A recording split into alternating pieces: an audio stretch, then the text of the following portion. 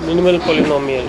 Let V be a finite dimensional vector space and phi be a linear transformation, then a monic polynomial mt over f least degree की होती है और monic भी होती है, और उसको ये ऑपरेटर भी सेटिस्फाई करता है। ठीक है, जैसे कैले हैमिल्टन थ्योरम में उस वही ये लगती है, एम को वो ऑपरेटर सेटिस्फाई करता है। This is called the minimal polynomial of phi. जो मिनिमल पोलिनोमियल होती है वो यूनिक भी होती है। उसके बाद है कि अगर किसी और को भी सेटिस्फाई करता है, किसी भी पोलिनोमियल को फाई, और एम को भी सेटिस्फाई करता है, लेकिन क्योंकि ये लीस्ट डिग्री की है इस करके ये एम टी उसको डिवाइड करेगी।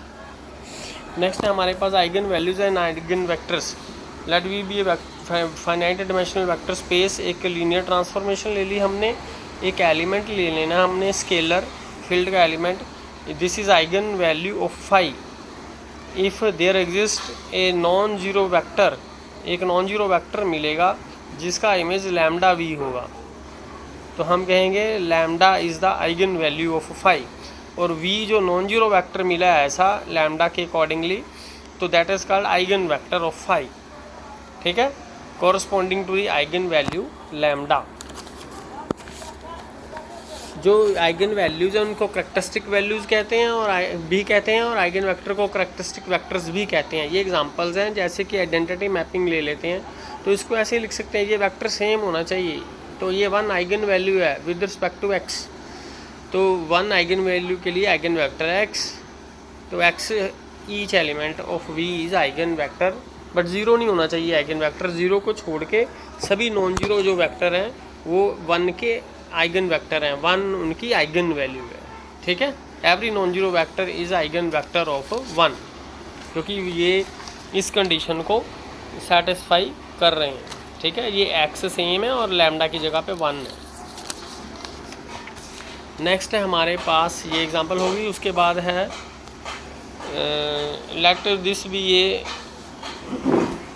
लीनियर ट्रांसफॉर्मेशन एंड ये उसकी हमें मैट्रिक्स निकाल ली, तो लैम्डा इसकी फाई की आइगन वैल्यूज़ कैसे आएंगी अगर हमें फाइंड करनी है eigen values and eigen vector, तो हमने उसकी मैट्रिक्स निकाल लेनी है विद रिस्पेक्ट टू बेसिस, कोई भी बेसिस ले सकते हैं।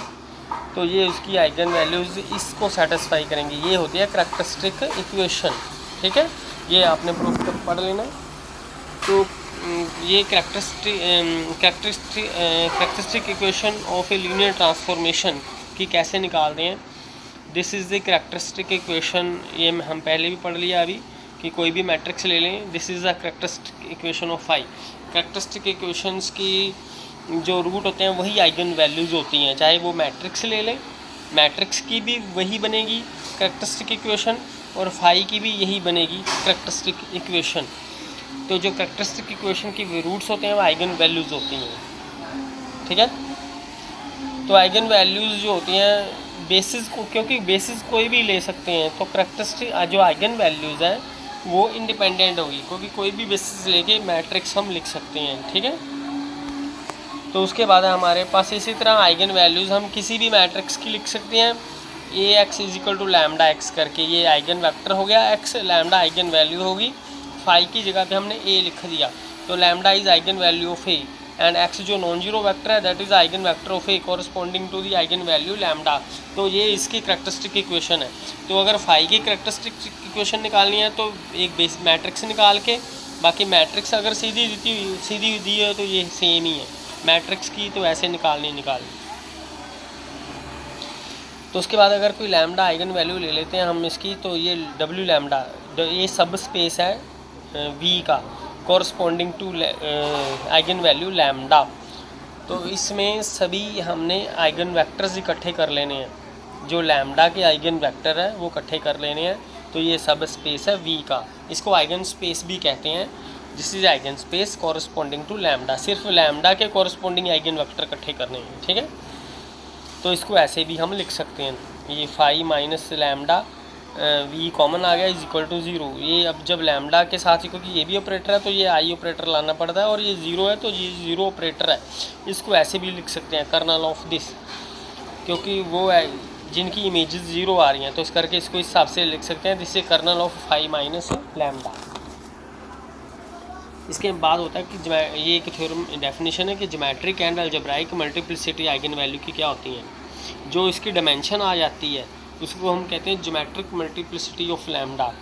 तो जो कैरेक्टरिस्टिक इक्वेशन में इसकी मल्टीप्लिसिटी है that is called algebraic multiplicity. मान लो कि आइगन वैल्यू 1 है तो उसकी कैरेक्टरिस्टिक इक्वेशन में जो फैक्टर है x-1 का स्क्वायर है, ठीक है, तो वो 2 जो है that is the algebraic multiplicity.